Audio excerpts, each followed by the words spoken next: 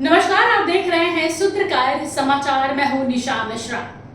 बात करेंगे विधानसभा चुनाव को लेकर। जी हां, विधानसभा चुनाव में भारतीय जनता पार्टी की 3 राज्यों में बढ़त और जीत ने एक बार कहीं ना कहीं अपने विपक्षों के जहन में इस सवाल खड़ा कर दिया है कि अभी भी मोदी लहर खत्म नहीं हुई है। जी हाँ, कई लोग ये भी कह रहे थे कि अब हो गया, अब मोदी लहर नहीं है। वो जो स्लोगन चलता था कि हर हर मोदी, घर घर मोदी, अब लोग उससे उब चुके हैं, बाहर निकलना चाह रहे हैं, नया चेहरा, नई सरकार, नई पार्टी को देखना चाह रहे हैं। लेकिन मध्य प्रदेश की बहुमत के साथ आना बीजेपी का, ये उन तमाम लोगों के मुंह पर कहीं ना कहीं तमाचा है जो ये कह रहे थे कि अब भारतीय जनता पार्टी मध्य प्रदेश में नहीं आएगी, बहुमत के साथ आई है। लेकिन ये 18 साल के बाद फिर भी लोगों का विश्वास उसी तरीके से कायम है भारतीय जनता पार्टी में, जैसे 18 साल पहले भारतीय जनता पार्टी पे उन्होंने अपना भरोसा दिखाया था।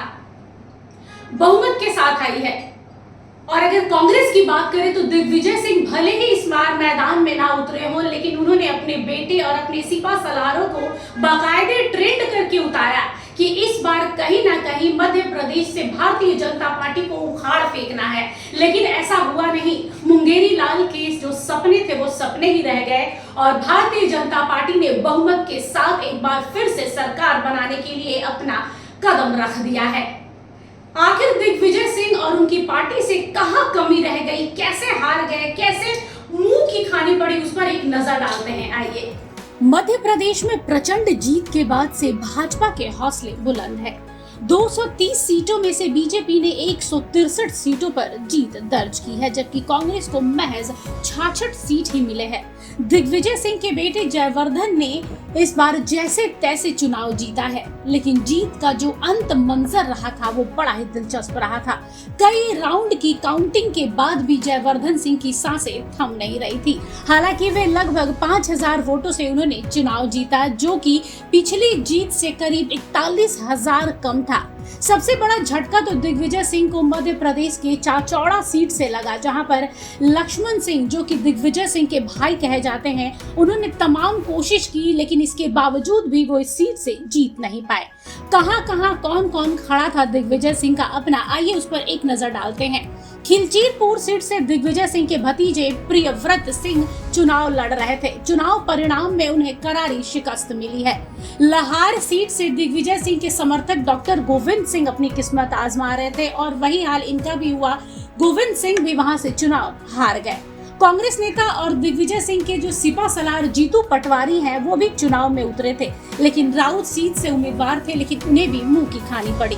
दिग्विजय सिंह के समर्थक और शिवपुरी सीट से ताल ठोक रहे थे पी सिंह, जो हार उन्हें भी नसीब हुई है। केपी सिंह को हार कांग्रेस की राज्य की इकाई पचा नहीं पा रही है।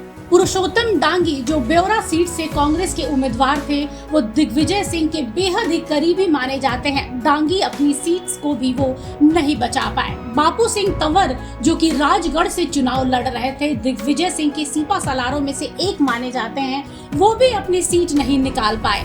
सांगरपुर सीट से काला मालवीय चुनाव लड़ रहे थे, मालवीय जी को भी हार नसीब हुई है।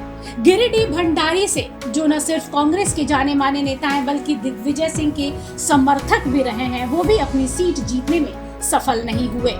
इस तरह से 9 लोग थे जो दिग्विजय सिंह के जाने पहचाने और करीबी थे, जिनमें से उनके एक भाई थे, उनका बेटा था, जो कि जीत नहीं पाया। हालांकि उनके बेटे को जीत जरूर नसीब हुई है, लेकिन बाकी के जो 9 लोग हैं 10 में से, उन्हें कहीं ना कहीं अपने ही जगह से हार का सामना करना पड़ा। जनता के प्यार और विश्वास की विजय, प्रधानमंत्री जी के नेतृत्व में जनता के विश्वास की जीत है।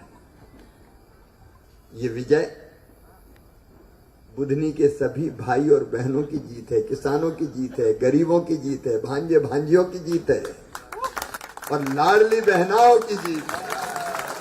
बहरहाल ये तो कारण हुए कि आखिर कहां कहां कमी रह गई कांग्रेस की, कहां कहां कमी रह गई दिग्विजय सिंह की, लेकिन ये कहना गलत नहीं होगा कि सच में मध्य प्रदेश की जो जनता है वो अभी भी भारतीय जनता पार्टी पर उसी तरीके से अपना विश्वास रखती है, उसी तरीके से वो उन्हें विश्वास है कि भारतीय जनता पार्टी 18 सालों से जैसे उनके लिए काम करती आई है, शायद इस बार भी वो वैसा ही करेगी।